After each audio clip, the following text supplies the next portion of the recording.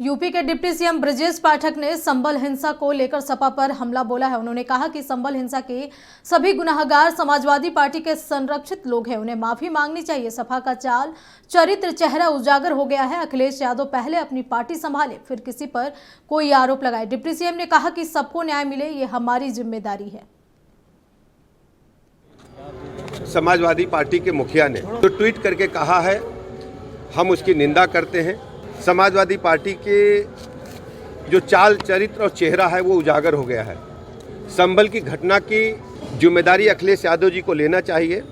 वास्तव में जो संभल के अपराधी हैं वही समाजवादी हैं। जिन लोगों ने कुकृत्य को अंजाम दिया है सब समाजवादी पार्टी के कार्यकर्ता हैं और समाजवादी पार्टी उनके कुकृत्यों को छिपाने के लिए तरह तरह के बयान जारी कर रही है।